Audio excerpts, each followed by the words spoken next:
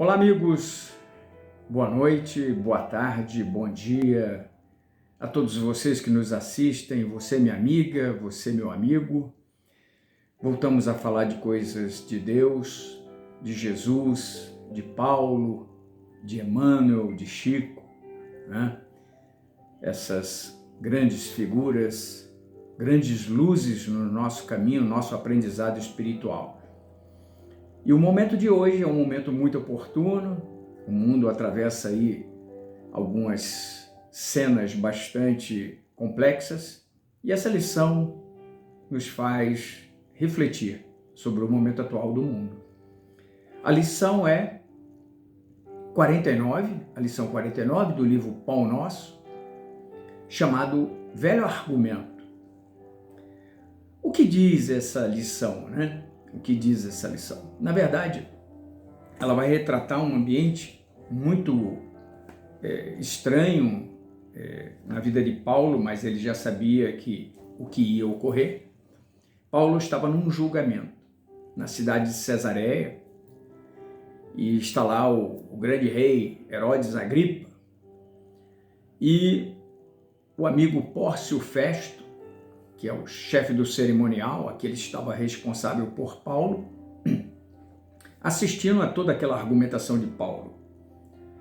Paulo estava ali se defendendo, sim, ele mesmo, confiante,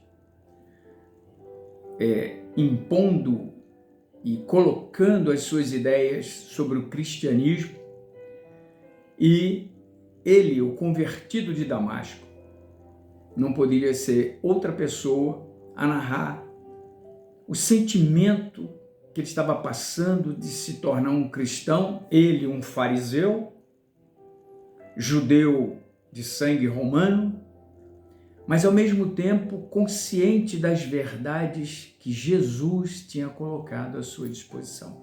Ele estava ali colocando as suas ideias cristãs sobre todo o ensinamento de Jesus e sofria na pele com esse julgamento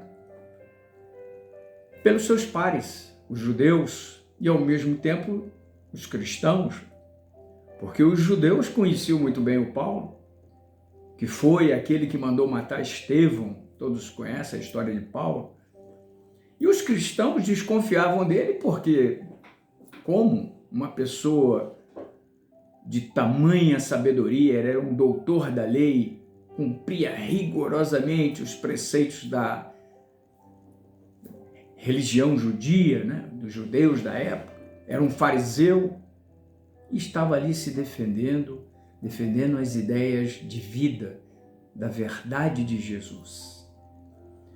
E eis que o nosso amigo Pórcio Festo, que era o cerimonial da ocasião, fazendo ali a interlocução entre Paulo e toda aquela plateia de judeus, né? E existe até um texto narrando que Agripa estava convencido que Paulo falava a verdade. Todos estavam de boca abertos. E um pensamento de Agripa chamou a atenção. Quem lê Atos 26, 24, e Agripa se referiu a Paulo: por pouco não me converti em ser um cristão, por pouco.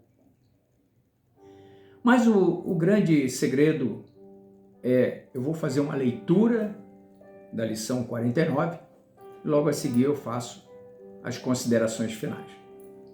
Então, a lição 49 diz assim, primeiro o texto a ser defendido, né? O trechinho, diz Emmanuel no texto: e aduzindo ele isto em sua defesa, disse Festo em alta voz: estás louco, Paulo? As muitas letras te fazem delirar. Está em Atos 26, 24. É muito comum lançarem aos discípulos do Evangelho a falsa acusação de loucos, que lhes é imputada pelos círculos cientificistas do século. O argumento é velíssimo por parte de quantos pretendem fingir a verdade, complacentes com os próprios erros. Há trabalhadores que perdem um valioso tempo lamentando que a multidão os classifique como desequilibrados. Isto não constitui razão para contendas estéreis. Muitas vezes o próprio Mestre Jesus foi interpretado por demente, e os apóstolos não receberam outra definição. Numa das últimas defesas, vemos o valoroso amigo da gentilidade ante a corte provincial de Cesareia, proclamando as verdades imortais de Cristo Jesus. A assembleia toca-se de imenso assombro. Aquela palavra franca e nobre estarrece os ouvintes. E aqui, Pórcio Festo, na qualidade de chefe dos convidados, delibera quebrar aquela vibração de espanto que domina o ambiente. Antes, porém, de fazê-lo, o argucioso romano considerou que seria preciso justificar-se em bases sólidas. Como acusar, no entanto, o grande convertido de Damasco? Se ele, o próprio Festo, conhecia o caráter íntegro, a sincera humildade, a paciência sublime e o ardoroso espírito de sacrifício deste sublime e ardoroso espírito de sacrifício. Lembra-se, então, das muitas letras e Paulo é chamado de louco pela ciência divina de que dava testemunho. Recorda, pois, o abnegado trabalhador. E não dispenses a preço as falsas considerações de quantos te provoquem ao abandono da verdade. O mal é incompatível com o bem e por poucas letras ou muitas letras, desde que te alistes entre os aprendizes de Jesus, não te faltará o mundo inferior, com sarcasmo e perseguição. Bom, meus amigos, a lição ela tem uma mensagem muito própria.